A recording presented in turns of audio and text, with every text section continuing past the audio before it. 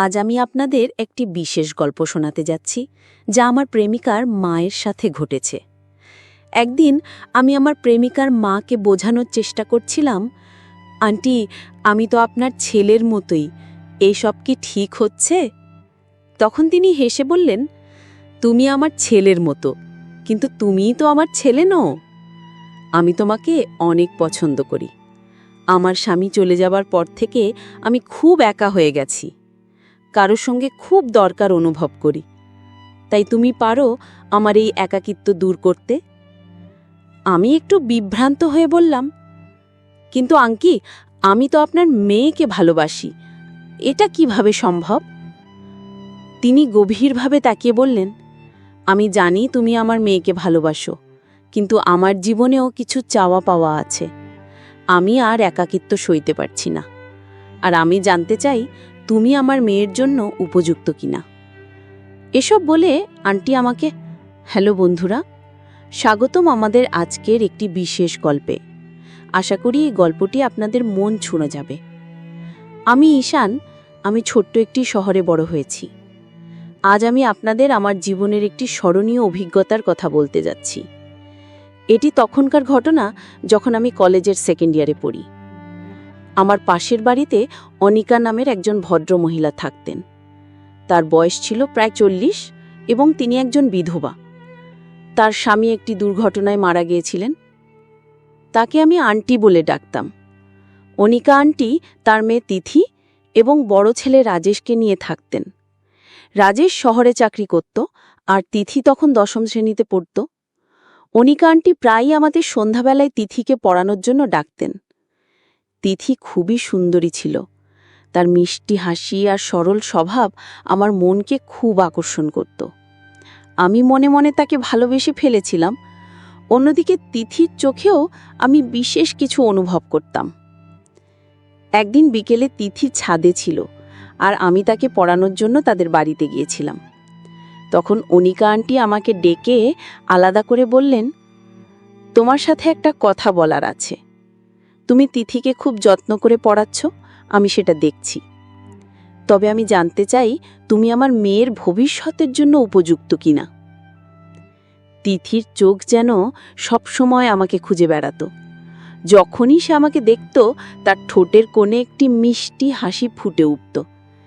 আমি বুঝতে পারতাম আমাদের দুজনের মধ্যে ধীরে ধীরে এক অদ্ভুত সম্পর্ক তৈরি হচ্ছে, যা এক ধরনের অনুভূতির জন্ম দিচ্ছিল। একদিন আমি তিথিকে পড়ানোর জন্য তাদের বাড়িতে গিয়েছিলাম। পড়ানোর ফাঁকে ভুলবশত আমার মোবাইল ফোনটি সেখানে রেখে চলে আসি।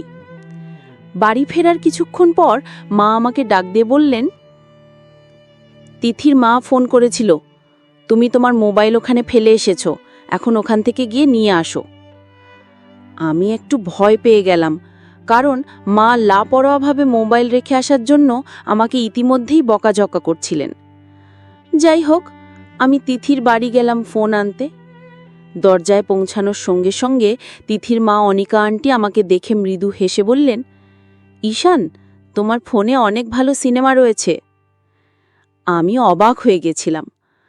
আমার ফোনে সত্যিই অনেক সিনেমা ছিল, তবে কোন সিনেমার কথা অনিকা আন্টি বলছেন তা বুঝতে পারছিলাম না। তাই আমি অন্যমনস্ক ভান করে বললাম, ধন্যবাদ অনিকা, কিন্তু আপনি কোন সিনেমার কথা বলছেন? অনিকা মুচকি হেসে উত্তর দিলেন, যে সিনেমার গল্পগুলো মানুষকে নিজের জীবনের কথা মনে করিয়ে দেয়। আমি তার কথার অর্থ বুঝতে চেষ্টা করছিলাম। তিথি তখন ছাদে দাঁড়িয়ে আমাদের কথোপকথন দেখছিল এবং তার মিষ্টি হাসি আরও উজ্জ্বল হয়ে উঠছিল। অনিকা আমার ফোনটি আমার হাতে তুলে দিয়ে বললেন, ঈশান, ফোনে পাসওয়ার্ড লাগিয়ে রাখলে ভালো হয়। আমি মৃদু হেসে বললাম, ঠিক আছে অনিকা আন্টি, ধন্যবাদ। এরপর ফোন নিয়ে বাড়ি চলে এলাম।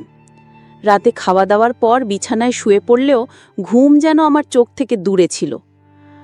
আন্টি সেদিন যা বললেন তা আমার মনে ঘুরপাক খাচ্ছিল। তার কথাগুলো যেন কোনো ইঙ্গিতবাহী ছিল, যা আমাকে অস্বস্তি দিচ্ছিল। এরপর থেকে আন্টি আমার প্রতি অদ্ভুতভাবে মনোযোগ দিতে শুরু করলেন। কখনো ছাদে, কখনো গলিতে, আবার কখনো অপ্রত্যাশিতভাবে বাড়িতে ডেকে আমাকে কথা বলতেন। তার আচরণে আমি মাঝে মাঝে বিভ্রান্ত হয়ে পড়তাম। একদিন সন্ধ্যায় আমি তিথিকে পড়াতে তাদের বাড়িতে গিয়েছিলাম। বাড়ি ঢুকতেই আন্টি বললেন, আজ তিথি বাড়িতে নেই, ও তার কাকুর বাড়ি গেছে। সকালে ওর কাকা এসে নিয়ে গেছেন। আমি বললাম, তাহলে তো আজ আর পড়ানো হবে না, আমি তাহলে উঠি। আন্টি বললেন, যেহেতু এসেই পড়েছ, বসো, আমি চা বানিয়ে আনছি, একসঙ্গে একটু গল্প করি। তার কথায় সম্মতি জানিয়ে আমি বসে পড়লাম এবং টিভি চালিয়ে দিলাম। বাড়িতে সেদিন আমরা দুজন ছাড়া আর কেউ ছিল না। কিছুটা অস্বস্তি হলেও আমি সেটা চেপে রাখার চেষ্টা করছিলাম। কিছুক্ষণ পর আন্টি চায়ের কাপ নিয়ে এলেন। চা দেওয়ার সময় তিনি হঠাৎ আমার হাত ধরে বললেন, তোমার হাতটা খুব মোলায়েম। এই কথায় আমি খানিকটা ঘাবড়ে গেলাম। তার চোখে এক অদ্ভুত দৃষ্টিভঙ্গি ছিল যা আমাকে কিছুটা বিচলিত করল। আমি সেই মুহূর্তে পরিস্থিতি সামলে নিয়ে দ্রুত চা শেষ করে বললাম, ঠিক আছে আন্টি, আমি এখন উঠি, কাল আবার আসব। এরপর দ্রুত তাদের বাড়ি থেকে বেরিয়ে এলাম। আন্টি মৃদু হেসে আমার পাশে এসে বসে বললেন, ঈশান, আজ আমাকে বাজারে যেতে হবে, তুমি কি আমার সঙ্গে যাবে? আমি বললাম, আন্টি, আজ আমার কিছু কাজ আছে, তাই আমাকে এখন বাড়ি ফিরতে হবে। তিনি মৃদু হাসি দিয়ে বললেন, ঠিক আছে, তোমার কাজ সেরে নাও, ফ্রি হলে আমাকে জানিও। আমি চায়ের কাপ টেবিলে রেখে উঠে দাঁড়ালাম। বললাম, ঠিক আছে আন্টি, আমি এখন যাই, পরে দেখা হবে। এরপর দ্রুত বাড়ি ফিরে আসি। বাড়িতে এসে আন্টির সম্পর্কে ভাবতে লাগলাম। মনে হচ্ছিল আন্টি কেন এমন আচরণ করছেন? তার কি কোনো বিশেষ উদ্দেশ্য আছে, নাকি আমি অযথা বেশি ভেবে ফেলছি?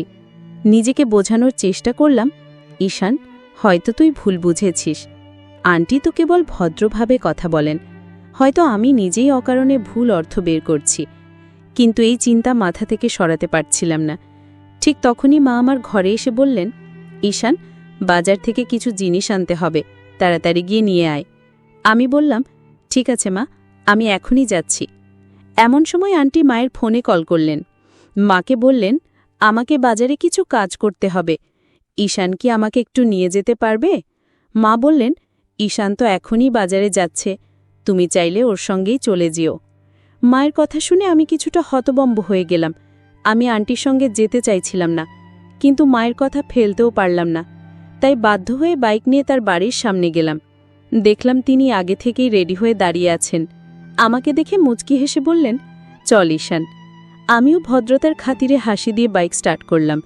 বাইকে ওঠার পর কিছুক্ষণ চলার পর হঠাৎ আন্টি আমার দিকে একটু বেশি ঝুঁকে পড়লেন। আমি বললাম, আন্টি, একটু ঠিকভাবে বসুন। তিনি বললেন, বাইক চালানোর সময় খুব ভয় লাগে, তাই কাছে থাকতে ইচ্ছে করে। আমি কি বলবো বুঝতে পারছিলাম না। নিজেকে যতটা সম্ভব শান্ত রেখে গন্তব্যে পৌঁছানোর চেষ্টা করতে লাগলাম। বাইকে যাওয়ার সময় অনিকা আন্টি আমার পেছনে শক্ত করে ধরেছিলেন। তিনি বললেন, বাইক চলার সময় খুব ভয় লাগে, তাই একটু শক্ত করে ধরে আছি। তার কথা শুনে আমি কিছু না বলে চুপ করে গেলাম। পুরো পথ জুড়ে তিনি এমনভাবেই ধরেছিলেন যা আমাকে বেশ অস্বস্তিতে ফেলেছিল, তবে কিছু বলার মতো অবস্থায় ছিলাম না। কিছুক্ষণ পর আমরা বাজারে পৌঁছে গেলাম। আমি বললাম, আন্টি, আপনাকে যা যা কেনাকাটা করতে হবে করুন, আমি অন্য দোকানে গিয়ে আমার প্রয়োজনীয় জিনিস কিনে নিই। আপনার কেনাকাটা শেষ হলে আমাকে কল করুন, আমি এসে আপনাকে নিয়ে যাব। তবে আন্টি বললেন, না না, আমি বেশি কিছু কিনব না, তুমি আমার সঙ্গেই থাকো। তার কথায় আমি বাধ্য হয়ে থেকে গেলাম। এরপর তিনি একটি কাপড়ের দোকানে ঢুকলেন এবং বিভিন্ন ধরনের পোশাক দেখতে শুরু করলেন। হঠাৎ তিনি একটি নরম হালকা নাইট ড্রেস নিয়ে নিজে পরীক্ষা করতে শুরু করলেন এবং আমাকে দেখিয়ে বললেন, ঈশান, বলো তো এটি কেমন লাগছে? আমি একটু অপ্রস্তুত হয়ে বললাম, আন্টি, এসব বিষয়ে আমার তেমন ধারণা নেই, আপনি যা ভালো মনে করেন তাই কিনে নিন। আন্টি হেসে বলেন, কেন, কাল যখন তোমার বিয়ে হবে তখন কি তোমার স্ত্রীকে এই ধরনের কিছু কিনে দেবে না? তার কথা শুনে আমি চুপ করে গেলাম। এরপর তিনি একটি লাল রঙের নাইট ড্রেস পছন্দ করলেন এবং সেটি কিনে নিলেন। আমি অপ্রস্তুতভাবে বললাম, আন্টি, আপনার তো স্বামী নেই, এই ধরনের পোশাক পরে আপনি কাকে দেখাবেন? আন্টি মুচকি এসে বললেন, স্বামী নেই বলেই কি আমার কোনো অনুভূতি থাকতে পারে না? তার এই কথায় আমি আর কোনো উত্তর দিতে পারলাম না।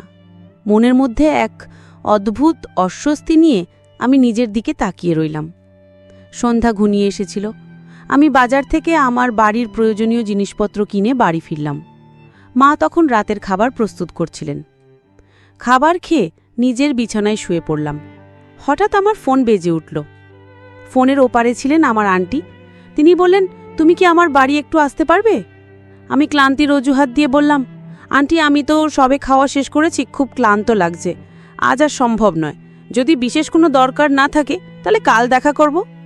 তিনি মৃদু হেসে বললেন, ঠিক আছে, তুমি বিশ্রাম নাও, কাল এসে দেখা করো। আমি শুয়ে শুয়ে আন্টির মেয়ে তিথির কথা ভাবতে লাগলাম। ওকে আমার খুব ভালো লাগে। মনে হয় ওর প্রতি আমার বিশেষ অনুভূতি তৈরি হয়েছে। ওর অনুপস্থিতিতে সময় যেন থমকে থাকে। নিজেই ভাবতে লাগলাম, তিথি যদি ওর চাচার বাড়ি থেকে ফিরে আসে তাহলে আমি আমার মনের কথা ওকে জানাবো। ও কি উত্তর দেবে সেটা ভেবে আমি দোটানায় পড়ে গেলাম। এসব ভাবতে ভাবতে কখন যে ঘুমিয়ে পড়লাম বুঝতেই পারিনি। সকালে ঘুম ভাঙতেই দেখি আন্টির একটা শুভ সকাল জানানো মেসেজ মোবাইলে এসেছে। মেসেজ পড়ে আমার মনের ভেতর অস্বস্তি শুরু হলো। আমি দ্রুত মোবাইলটা বন্ধ করে দিলাম, যাতে আর কোনো ঝামেলায় না পড়ি। আমি এখন আন্টির ডাকে একটু এড়িয়ে চলতে শুরু করেছি। সকালে ঘুম থেকে উঠে সোজা বাথরুমে গিয়ে ফ্রেশ হলাম। গোসলের পর মনে হলো বন্ধুদের সঙ্গে সময় কাটানোর জন্য একটু বাইরে যাওয়া যাক। তাই তাড়াতাড়ি তৈরি হয়ে মোবাইল চালু করলাম বন্ধুকে ফোন দেওয়ার জন্য। কিন্তু ফোন অন করতেই দেখি আন্টির 15-20টা মিসড কল। পরিস্থিতি বুঝে দ্রুত বন্ধুকে কল করলাম। তারপর ফোন আবার বন্ধ করে পকেটে রেখে দিলাম। আমি বন্ধুর সঙ্গে সিনেমা হলে গিয়ে একটা সিনেমা দেখলাম। রাত বাড়লে বাড়ি ফিরে এলাম। আর মা রেগে আমাকে বলল, ফোন বন্ধ করে রাখার কি দরকার ছিল? আমি তো তোকে কতবার কল করেছি। আমি বললাম, মা মনে হয় ব্যাটারি ডাউন হয়ে গিয়েছে, কিছু দরকার ছিল? মা বললেন, আমার তো কিছু দরকার ছিল না, কিন্তু তোর আন্টি মানে তিথির মা বারবার আমাকে ফোন করে তোকে খুঁজছিল, তাই আমি তোকে বারবার কল করছিলাম। আমি মাকে একটা অজুহাত দিলাম, মা আমি তো আজ খুব ক্লান্ত, ঘুম দরকার, এখনই যেতে পারবো না। মা আমাকে বোঝানোর চেষ্টা করল, একবার তার বাড়ি গিয়ে দেখে আয়, হয়তো জরুরি কিছু দরকার। আমি মাকে বললাম, কাল সকালে যাব, আজ একটু বিশ্রাম দরকার। মা দীর্ঘশ্বাস ফেলে বলল, যেমন ইচ্ছা, কিন্তু মানুষের সাহায্য করতে দেরি করিস না বাবা। আমি মায়ের কথা শুনে ভাবতে লাগলাম, হয়তো মায়ের কথাটা ঠিক, কিন্তু আজকের জন্য এড়িয়ে গিয়ে ঘুমানোর সিদ্ধান্ত নিলাম। আন্টির স্বামী নেই, ছেলে অনেক দূরে থাকে, আর মেয়েটি চাচার বাড়িতে গেছে, তিনি একেবারে একা। মা আমাকে বারবার বোঝালেন, একবার গিয়ে দেখে আয়, হয়তো কোনো দরকারে ডেকেছে। মায়ের কথা রাখতে আমি বাধ্য হলাম এবং আন্টির বাড়ির দিকে রওনা হলাম। আমি দরজায় বেল দিলাম আর আন্টি দ্রুত এসে দরজা খুললেন। ওনাকে দেখে আমি অবাক হয়ে গেলাম। তিনি সেই পোশাকটি পরেছিলেন যেটি আমরা গতকাল শপিং মলে গিয়ে কিনেছিলাম। তিনি হেসে বললেন, এসো ঈশান, তোমার জন্য অপেক্ষা করছিলাম। আর বলো তো, তোমার ফোন বন্ধ ছিল কেন? আমি বললাম, আন্টির ফোনের ব্যাটারি ডাউন হয়ে গিয়েছিল। তিনি আমাকে বসতে বললেন। আমি সোফায় বসে জিজ্ঞাসা করলাম, আন্টি কোনো প্রয়োজন ছিল কি? তিনি হেসে বললেন, না তেমন কিছু নয়, একটু একা একা লাগছিল তাই তোমাকে ডেকেছি। আমি বললাম, আচ্ছা, একা লাগছিল তো মাকে ডাকতে পারতেন, আমার কি দরকার? তিনি মুচকি এসে বললেন, তুমি কি আমার সঙ্গে 1 কাপ চা খেতে পারবে না? আমি মাথা নাড়লাম। তিনি চা বানাতে গেলেন। কিছুক্ষণ পর তিনি 2 কাপ চা নিয়ে এলেন। চা খেতে খেতে আমি কিছুটা অস্বস্তি অনুভব করতে লাগলাম। চা শেষ করার পর আমার শরীরে অদ্ভুত একটা ক্লান্তি নেমে এলো, আর আমি অজান্তেই ঘুমিয়ে পড়লাম। কিছুক্ষণ পরে ঘুম ভাঙতে দেখি আন্টি বাথরুম থেকে বেরোচ্ছেন। আমি অদ্ভুত এক অনুভূতিতে ঘিরেছিলাম, শরীর জুড়ে একটা অস্বস্তি ছিল। আমি বললাম, আন্টি আমি কতক্ষণ ঘুমিয়েছিলাম? তিনি বললেন, 3-4 ঘন্টা তো হয়ে গেল। আমি অবাক হয়ে বললাম, তাহলে আপনি আমাকে জাগালেন না কেন? তিনি হেসে বলে, তুমি ঘুমিয়ে এত শান্ত আর সুন্দর লাগছিলে যে তোমাকে জাগানো ঠিক মনে হয়নি। এই কথা বলে তিনি আমার পাশে বসে আমার হাত ধরলেন এবং বললেন, ঈশান, আমি তোমাকে খুব পছন্দ করি। আমি সঙ্গে সঙ্গে তার হাত ছাড়িয়ে উঠে দাঁড়ালাম। গম্ভীর স্বরে বললাম, আন্টি আপনি কি বলছেন? আপনি তো মায়ের মতো, এমন ভাবনা কিভাবে আপনার মাথায় এলো? এই কথা বলে আমি দ্রুত বাড়ি ফিরে এলাম। ঘরে এসে শুয়ে পড়লাম, কিন্তু শরীরের অস্বস্তি কাটছিল না। মাথায় হাজারো প্রশ্ন ঘুরপাক খেতে লাগল। আসলে আমার সঙ্গে কি হয়েছে? ঠিক তখনই মা ঘরে এলেন এবং বললেন, তুমি এত দেরি করলে কেন? আমি তো অনেকক্ষণ ধরে তোমার জন্য অপেক্ষা করছিলাম। প্রথমে তো যেতে চাইছিলে না, আর এখন গিয়ে এতক্ষণ কি করছিলে? আমি কোনো উত্তর না দিয়ে শুয়ে রইলাম। রাতে মা বললেন, খাওয়া শেষ করো, অনেক রাত হয়ে গেছে। আমি মাথা নিচু করে বললাম, মা আমার খিদে নেই, আমার খিদে তৃষ্ণা সব চলে গেছে। খাবার না খেয়ে আমি ঘুমিয়ে পড়লাম। সকালে ঘুম ভেঙে দেখি আন্টির একটি গুড মর্নিং মেসেজ এসেছে। মেসেজটি দেখার আগে ফোন ভেঙে ফেলতে ইচ্ছা করছিল। হঠাৎ মা ডাক দিয়ে বললেন, তাড়াতাড়ি নাস্তা করো, রাতেও কিছু খাসনি। আমি বললাম, মা এখনো খিদে নেই, যখন খিদে লাগবে তখন খাবো। মা আমার কথা শুনে চলে গেলেন। কিছুক্ষণ পরে আবার আন্টির মেসেজ এলো, সঙ্গে একটি ছবি। ছবিতে আমি এবং আন্টি ছিলাম। এর পরপরই ফোন বেজে উঠল। আন্টি বললেন, যদি 15 মিনিটের মধ্যে আমার বাড়ি না আসো তাহলে এই ছবি আমি তোমার মাকে পাঠিয়ে দেব। আমি আতঙ্কিত হয়ে পড়লাম। কোনো উপায় না থেকে বাধ্য হয়ে আন্টির বাড়ি গেলাম। বাড়িতে ঢুকেই বললাম, আন্টি আপনি কাল আমাকে কি খাওয়ালেন, আর এই ছবিটা কখন তুললেন? আন্টি মুচকি হেসে বললেন, কিছুই তো নয়, যা হয়েছে সেটা তুমিই জানো, এখন আমার কথা শুনে কাজ করবে।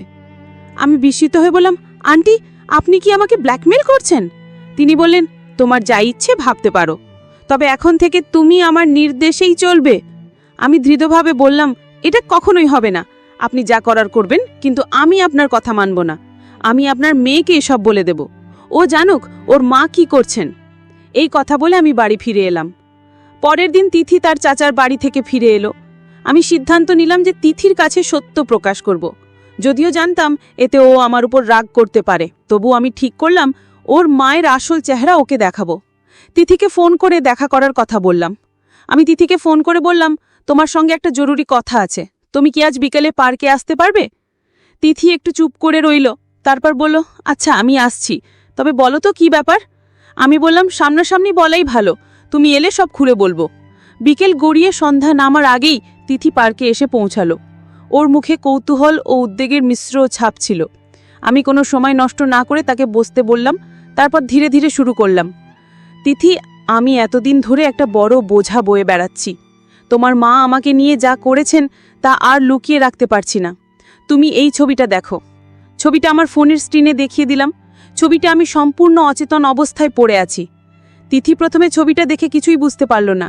চোখ কুঁচকে বলল, এটা কি? এটা কখন হয়েছে? আমি শান্ত গলায় বললাম, তোমার মা সেদিন আমাকে জোর করে একটা পানীয় খাইয়েছিলেন, যাতে ওষুধ মেশানো ছিল। এরপর আমি অচেতন হয়ে পড়ি। উনি এই ছবিটা তুলে আমাকে ব্ল্যাকমেল করার চেষ্টা করেছিলেন। ওনার উদ্দেশ্য ছিল আমাদের সম্পর্ক ভাঙা। উনি আমাকে তোমার থেকে দূরে সরিয়ে দিতে চেয়েছিলেন। তিথি হতবাক হয়ে গেল, তার মুখে যেন কথা আসছিল না। বেশ কয়েক মুহূর্ত চুপ থাকার পর সে ছবিটার দিকে ভালো করে তাকালো। তার চোখে যেন বিশ্বাস আর অবিশ্বাসের এক অসম লড়াই চলছিল। কিছুক্ষণ পর সে মৃদু কাপা গলায় বলল, ঈশান, আমি বিশ্বাস করতে চাইনি, কিন্তু ছবিটা যে সত্যি কথা বলছে, মা এমন কিছু করতে পারে তা আমার কল্পনাতেও আসেনি। আমি খুব লজ্জিত ঈশান। মায়ের এমন কাজের জন্য আমি তোমার কাছে ক্ষমা প্রার্থী। আমি তার চোখে জল দেখতে পেলাম। তিথির এমন অবস্থা দেখে আমি তাকে শান্ত করতে এগিয়ে গেলাম। বললাম, তিথি, তুমি আমার কাছে ক্ষমা চাইছো কেন? এটা তোমার দোষ নয়। তুমি আমার কথা বিশ্বাস করেছ, এটাই আমার কাছে অনেক বড় ব্যাপার। এটা তোমার মায়ের কাজ, তোমার নয়। আমি জানি তুমি কখনো এমন কিছু করবে না। তিথি আমার কথা শুনে চলে যেতে চাইল। তার মুখে এক অদ্ভুত দৃঢ়তা, যেন কিছু বলতেই চাইছে কিন্তু সাহস পাচ্ছে না। আমি দ্রুত এগিয়ে গিয়ে তার হাত ধরে থামালাম। গলাটা শুকিয়ে আসছিল, কিন্তু সাহস সঞ্চয় করে বললাম, তিথি, আমি তোমাকে ভালোবাসি।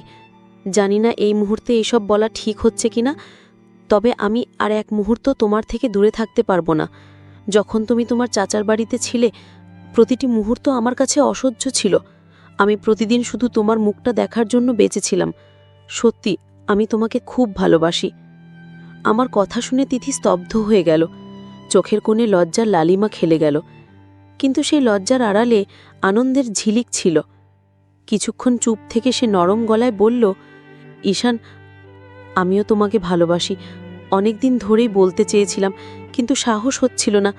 আমার মনে হয়েছিল তুমি হয়তো আমার এই অনুভূতি বুঝবে না। তার কথা শুনে আমার বুকের ভেতর আনন্দে যেন ঢেউ খেলে গেল। আমি তখনই বুঝতে পারলাম, এই ভালোবাসা শুধু আমার নয়, দুজনের। তিথি এক পা এগিয়ে এসে ফিসফিস করে বলল, আমাদের দ্রুত বিয়ে করা উচিত। আমি আর মায়ের সঙ্গে থাকতে পারবো না। তার প্রতি আমার যতটা শ্রদ্ধা ও ভালোবাসা ছিল, সব শেষ হয়ে গেছে। তার নিয়ন্ত্রণ থেকে বেরিয়ে আসতে চাই। তিথির কথা শুনে আমি হতভম্ব হয়ে গেলাম। এতদিন তার মায়ের সঙ্গে তার সম্পর্ক যে এমন তিক্ত হয়ে উঠেছে তা আমি বুঝতেই পারিনি। আমি তার কাঁধে হাত রেখে বললাম, তিথি, চিন্তা করো না, আমরা একটা সুন্দর ভবিষ্যৎ তৈরি করব, কিন্তু সমাজের নিয়মও আমাদের মানতে হবে। তুমি 18 বছর হলে আমরা বিয়ে করব। আমি প্রতিশ্রুতি দিচ্ছি, তোমার জীবন সুখী করার জন্য আমি সবকিছু করব। তিথি শান্ত হয়ে আমার দিকে তাকালো। তার চোখে ভালোবাসা আর বিশ্বাসের মিশ্রণ স্পষ্ট ছিল। আমরা সেদিন একসঙ্গে একটা প্রতিজ্ঞা করলাম যে আমাদের সম্পর্ককে কোনো কিছুই আর দুর্বল করতে পারবে না। সময়ের সাথে তিথি 18 বছর পূর্ণ করল। সমাজের সমস্ত নিয়ম মেনেই আমরা একে অপরের জীবন সঙ্গী হলাম। আমাদের বিয়ে ছিল একেবারে সাধারণ, কিন্তু আমাদের ভালোবাসা ছিল অসাধারণ। বন্ধুরা, আমি সেই ছেলেদের একজন নই যারা শুধু মুখে ভালোবাসার কথা বলে কিন্তু হৃদয় তা অনুভব করে না। তিথি আমার জীবনের আলো, আমার প্রতিটি মুহূর্তের কারণ। ভগবানের কাছে আমি কৃতজ্ঞ, যিনি আমার ভালোবাসাকে আমার কাছে ফিরিয়ে দিয়েছেন। তো বন্ধুরা, এই ছিল আজকের গল্প। গল্পটি কেমন লাগলো তা কমেন্ট করে অবশ্যই জানাবেন। ভিডিওটি ভালো লাগলে লাইক, শেয়ার এবং চ্যানেলটি সাবস্ক্রাইব করতে ভুলবেন না। ধন্যবাদ।